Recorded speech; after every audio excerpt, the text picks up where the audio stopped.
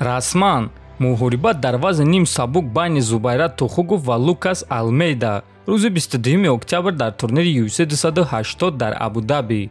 Ассалому алайкум дӯстон, хушомадем ба шабакаи мо. дар навори имрӯза барои шумо тозатарин ва муҳимтарин хабарҳоро аз ҷаҳони ММА омода кардем. Лайкро зер кунед, мо боша наворро оғоз мекунем.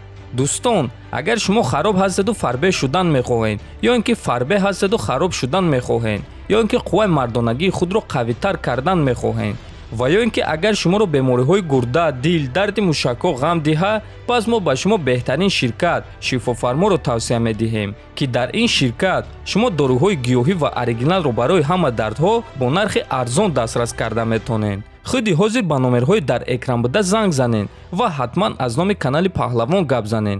ҳамин гуна шумо доруҳои даркории худро дастрас мекунед ва ҳам канали моро дастгирӣ мекунед. топови ҷангори вазни сабуки UFC Рафаэл Физиев боз ба Ҷастин Гейҷ визов дод. ҳама ба Макгрегор визив медиҳанд ва бо ӯ ҷангидан мехоҳанд. ман ин чизро намефаҳмам ва ман ин гуна рафтор кардан намехоҳам. майлаш, шумо равем бо ӯ ҷанген, аммо бошам бо Ҷастин Гейҷ ҷангидан мехоҳам. аммо Гейҷ дар куҷост? ман намефаҳмам барои чӣ ӯ то ҳол ба ман ҷавоб надодааст. ман ҳайронам ки чаро ӯ дар визови ман ҷавоб надод. осеби ӯ низ ба монанди осеби ман аст. мо бояд ба қафас баромада аниқ кунем ки кадоме аз мо беҳтарин аст. аммо ӯ ба монанди пешина хаб кардааст, гуфтааст Физиев. хотиррасон мекунем ки айни замон Рафаэл Физиев дар рейтинги вазни сабуки UFC дар ҷои ҳафтум қарор дорад, аз Ҷастин Гейҷ бошад дар ҷои сеюм. Гейҷ дар охирон муҳорибаи худ зидди Чарлз Оливера шикаст хӯрда буд, а Физиев бошад дар охирон муҳорибаи худ Досаносро шикаст дода буд. ва дӯстон, ман фикр мекунам ки ин муҳориба маънои хуб дорад. ҳар дуи ҷангоҳаро зарбазани хубанд ва ҳар дуяшон дар стойка ҷангиданро дӯст медоранд ва ман боварӣ дорам ки дар ин муҳориба аниқ яктаи онҳо ба нокаут меравад. ситораи нави UFC Педи Пимблен ки дар вазни сабук баромад мекунад, дар муҳорибаи Чарлз Оливера ва Ислам Махачев прогнози худро дод. фикр мекунем ки Чарлз ғолиб мешавад. ӯ Махачевро дар се раунди аввал фавран шикаст медиҳад. онҳо ҳар дуяшон ҷангуарони хеле сахтанд. Ислам ҷангуари техникӣ аст, аммо бо чунин ҷангуарҳои сахте ки Чарлз Оливера ҷангидааст, Ислам Махачев ҳоло вохӯрдагӣ нест. Махачев бо ягон ҷангуари топ 10 ҷангидагӣ нест, аммо ба ӯ муҳорибаи унвонӣ доданд, гуфтааст Пимблет. хотиррасон мекунем ки худи Педи Пимблет аллакай пагоҳ шаб дар турнири UFC Fight Night дар қафас бо Ҷордан Левит вомехӯрад. аз Чарлз Оливера боша пеш аз муҳорибааш хеле ғазабнок аст ва ӯ шаби гузашта оиди Ҳабиб Нурмагомедов ва Ислам Махачев ҷавоби сахт дод. онҳо дар васоити ахбори омма бисёр чизҳо гуфтанд. онҳо гуфтанд ки ба Бразилия мераванд то ин ки маро дар назди чашмони мухлисон ва ҳамватанонам шикаст диҳанд.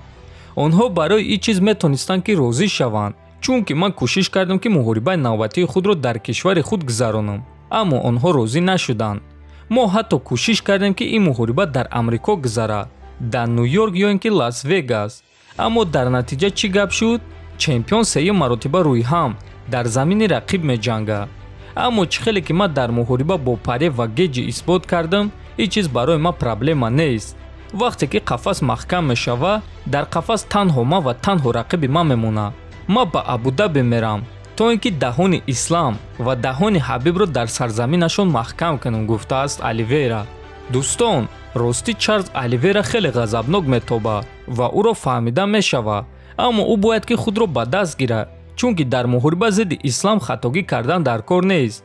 Ислам ба монанди Гейҷ ва Дастин хатогии рақибро намебахшад. ва бале рост, Ислам бо ҷангуарҳои топи вазни сабук ҷангидагӣ нест, аммо бисёри мутахассисо боварӣ доранд ки маҳз Ислам Махачев аз ҳама рақиби хатарноктарин барои Чарлз Оливера шуда метавонад ва ман ҳам бо фикри онҳо розиам. дӯстон, Ислам дар ҳақиқат айни замон аз ҳама рақиби хатарнок барои Чарлз Оливера аст ва ман бесаброна ин муҳорибаро интизорам.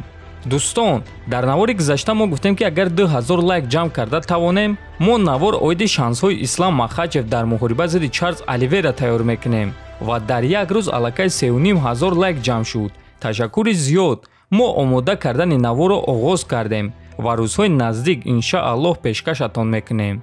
бо ҳамин суханҳо дӯстон, наворро ба анҷом мерасонем. ҳатман фикр ақидаотонро нависен, дар канал обуна шавен то боздид хонободу сарбаланд бошен.